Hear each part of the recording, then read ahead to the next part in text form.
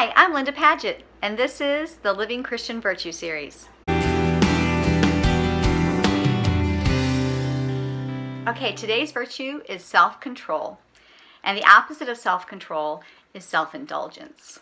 It's a good one, huh? Another fancier, more spiritual term for self-control is temperance. Temperance is controlling our appetites, being careful to not overindulge in areas, right? So the appetites could be anything. It could be our physical hunger appetites, the way we are with food. It could be sexual appetites. It could be just our natural reactions to things, our tempers, our pride, our egos. Self-control, being able to control ourselves. So here's a story for you that I like to use for self-control. Several years ago, my husband and I were enjoying a normal, regular day, and some argument broke out. Now, I can't remember the details of this argument. I can't remember the specifics, what we were fighting over. I do know for a fact that I was right.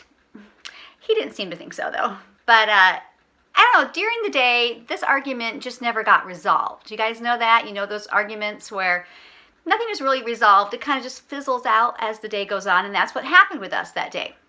And later on that night, we were kind of laying around, hanging out, watching some TV or something, and something happened either on a commercial or something that one of the children had said that proved, beyond a shadow of a doubt, that I was right, and I was going to make sure that he knew it. I wanted to tell him that, see, I told you so, I was right.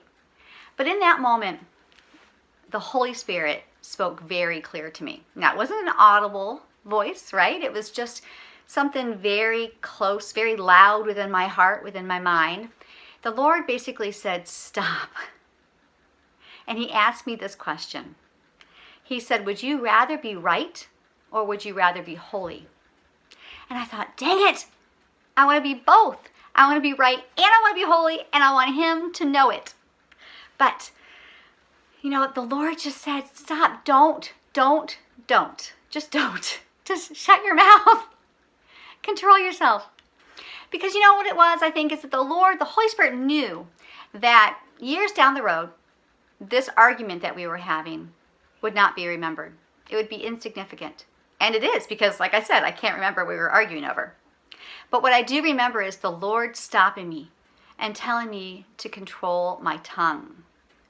It wasn't worth digging up something that had been kind of put to bed, that we've let go, we've let die. Why hash it back up? Why bring it up again and cause this argument all over again in a moment that we're enjoying ourselves? That to me is such a picture of self-control. That stopping when we're ready to react in one way or another. Implementing self-control it's like a muscle. It's something that we have to grow and develop doing. We have to really exert ourselves. We don't accidentally stop overeating. We don't accidentally control our temper. We don't accidentally stay faithful in our marriage.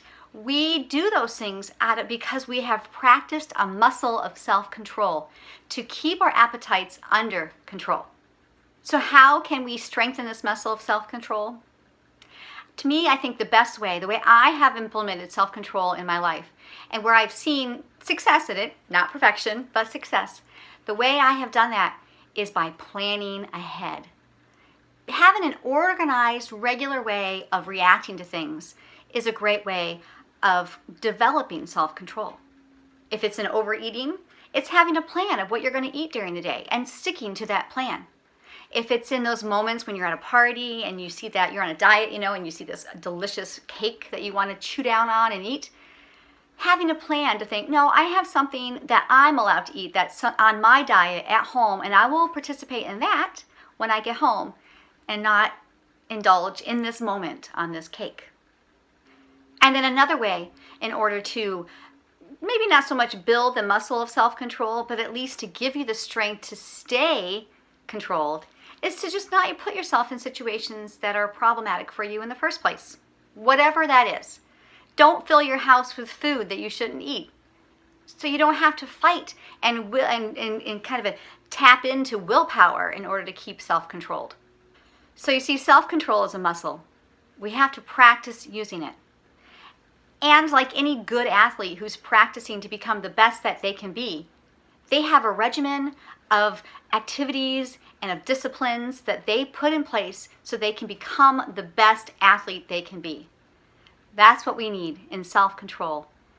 Figure out what that regimen is. Put those safety barriers in place. Avoid the places and the conditions and the circumstances that cause you to lose self-control. Plan ahead when you're in situations or in circumstances that you can't get out of.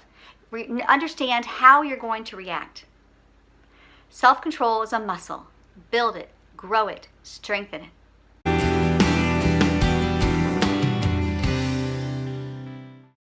Thanks for watching.